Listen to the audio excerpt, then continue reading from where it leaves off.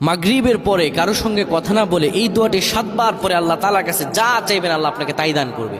অভাবে আছেন, ঋণগ্রস্ত আছেন, মাথায় টেনশন, ঋণের বোঝা, বাড়িতে থাকতে পারতেছেন না, আল্লাহ সব আপনার পেরেশানি দূর করে দেবে ইনশাআল্লাহ। যদি আপনি আমলটি করতে পারেন, আমল মানুষের জীবন বদলিয়ে দেয়, আমল মানুষের জীবনকে পরিবর্তন করে দেয়। আল্লাহ তাআলা আপনার সব দোয়া কবুল করে নেবেন ইনশাআল্লাহ।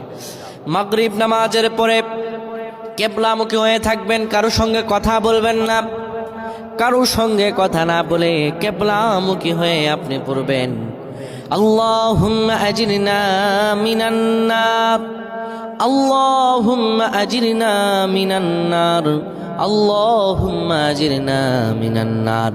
যদি এটি আপনি মাগরিব নামাজের পরে কারো সঙ্গে কথা না বলে পড়ে 7 বার পরে দুটি হাত তুলে আল্লাহর কাছে দোয়া করেন, আল্লাহ জাহান্নামের আগুন থেকেও বাঁচাবেন এবং আল্লাহ আপনার সব দোয়াগুলো কবুল আর মঞ্জুর করে নেবেন। আল্লাহুম্মা